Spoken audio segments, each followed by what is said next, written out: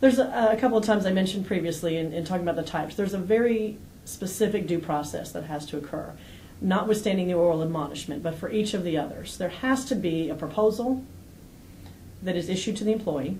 I propose to reprimand you for whatever reason because of whatever has happened, or I propose to suspend you. They are entitled to a proposal.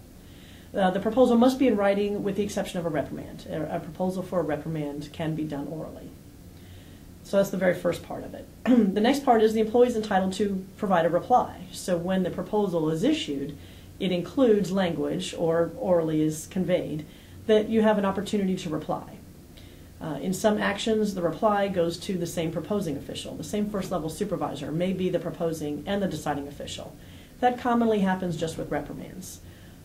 But if you're dealing with an actual adverse action, Air Force expects that you use multiple levels of supervision. So for example, the supervisor would be the proposing official and the second level supervisor would be the deciding official.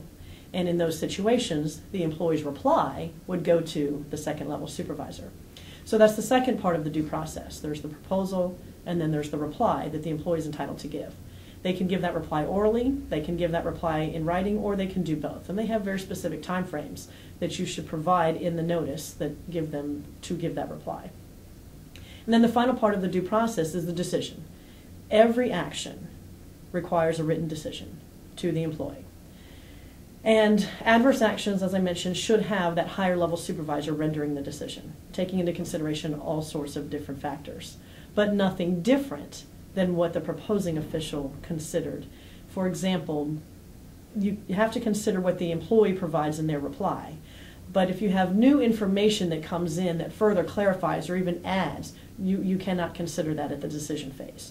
If the supervisor proposed to suspend for AWOL of 8 hours, you can't turn around and decide that you want to add the 4 hours that you found out about from a previous time.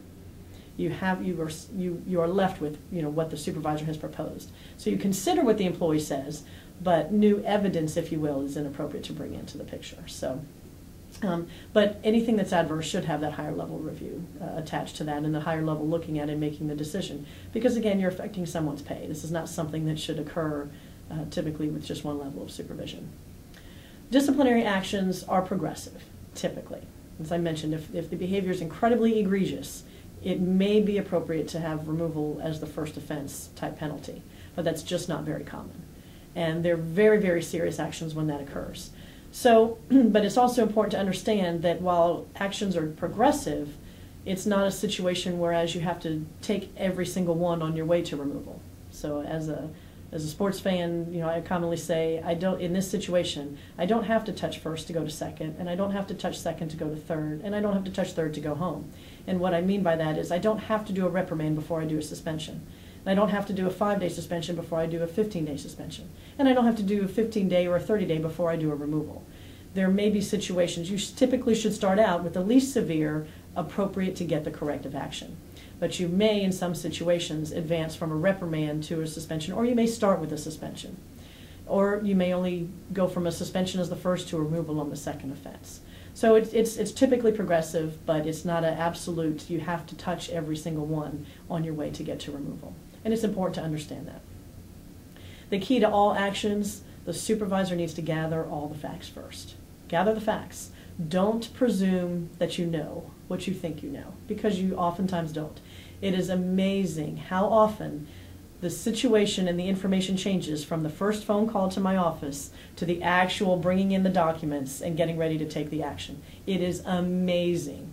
So don't presume to know. Gather the facts and then sit down and try to come to a conclusion as to what action you need to take.